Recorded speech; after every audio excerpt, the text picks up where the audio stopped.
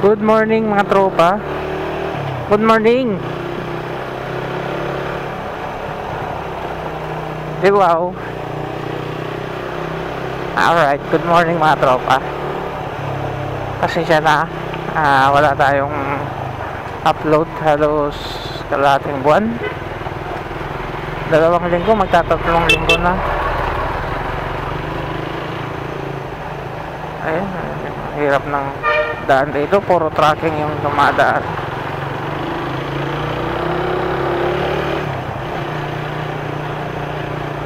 Oras natin, anong oras na nga ba?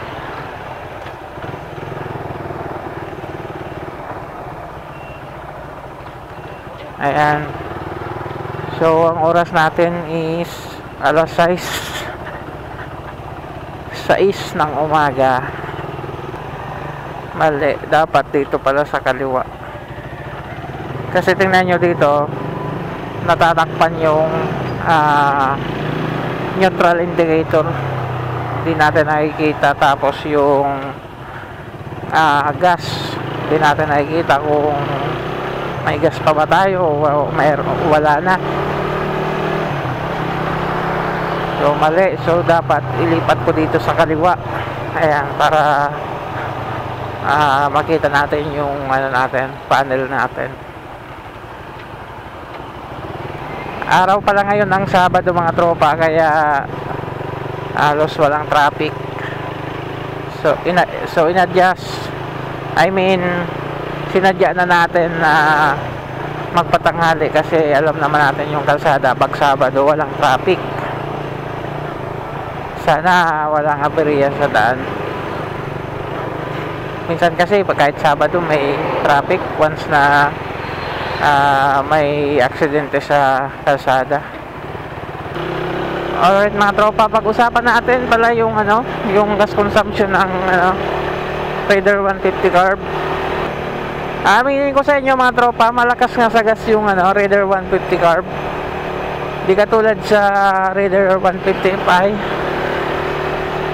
So honest review lang to mga tropa. Totoo naman talagang malakas siya sa gas kasi carburetor siya eh.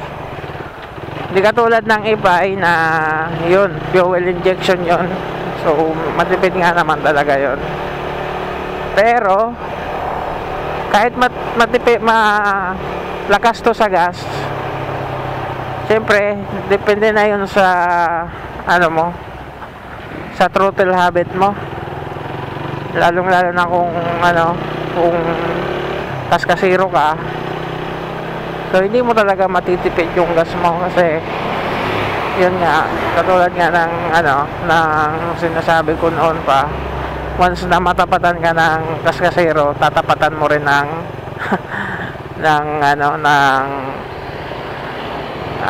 kung yung takbo ng ng katapat mo, tatapatan mo rin ng ganon. Siyempre ayaw mo magpatalo eh, mayabang ka eh, kaya yun. So depende talaga sa'yo. Yung biyahe ko nito mga tropa, once na magpagas ako ng ng 100, balikan ko na yon 100. So ang pinatakbo ng 100 na yon 50 kilometers balikan. So Mandaluyong to North Caloocan, yan yung tinatakbo ng motor ko araw-araw. Trabaho bahay lang naman yung yung biyahe ng motor ko na to.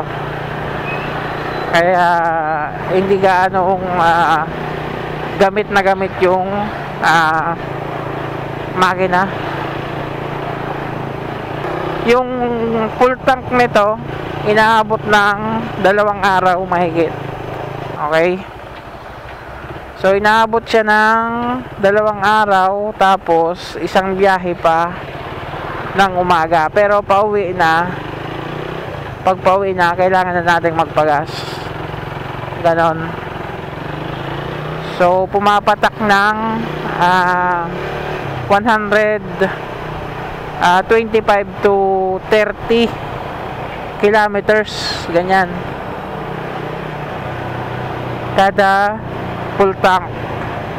Pero yung takbo ko niyan, minsan inaabot ng 80. Pinaka lowest na takbo ko is mga 45. Yan na yung pinaka mababa kong takbo. 45 to 50. Kaya yan, di mo talaga masasabi na mamimaintain mo yung takbo mo na mabagal lang, kasi minsan pag nabiluhan ka, babawi ka naman, kasi di ba yung matraffic tayo lagi. Kaya yun, once na mabiluhan ka, babawi ka talaga sa patakbo mo, kasi nga may hinabol tayong oras palagi. Na pag umaga, ayaw kong malit din eh. Kaya minsan binibilisan ko minsan yung takbo ko, lalong-lalo na pag umarangkada sa stoplight. Ayan, medyo mabilis ako niyan hanggang sa pinaka dulo ng traffic.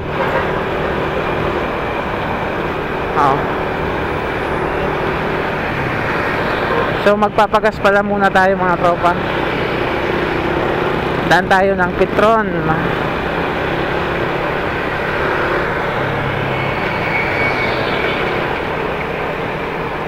Ito pa yung Petron, medyo mababa yung pricing niya.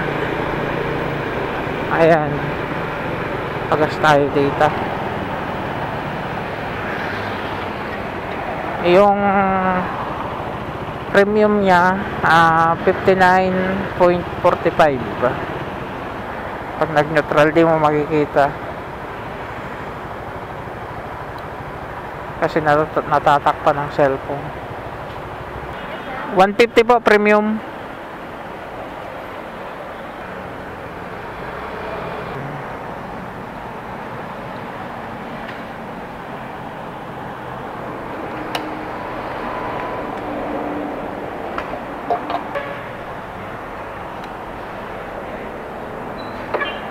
So tanggalin ko na to.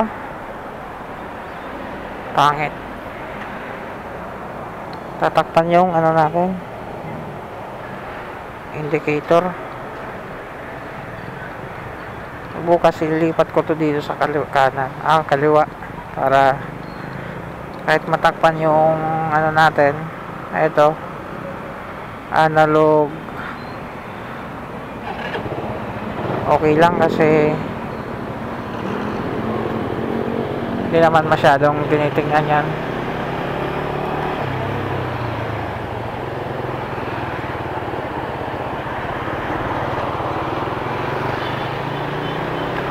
Ayan, so full tank.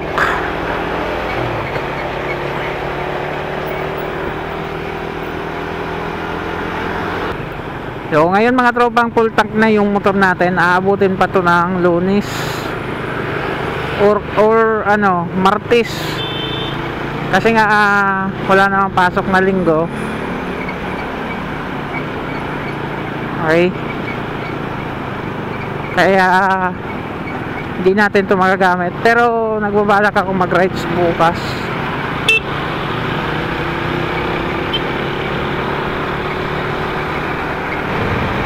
So sa lahat ng motor na na sinasabayan ko, yan lang ang hindi ko maabot-abot, yung Aerox tapos NMAX,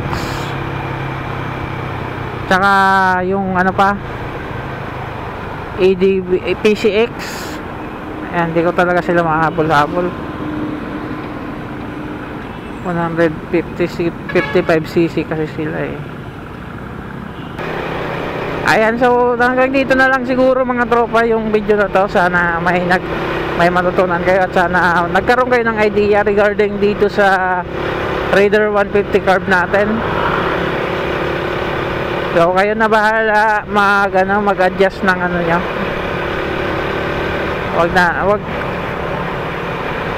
Wag mo lang abusuhin yung throttle. Kasi hindi talaga tayo makakatipid pag kaskasero tayo. Tamang patakbo lang. Okay mga tropa, hanggang dito na lang. Ride safe. Bye bye.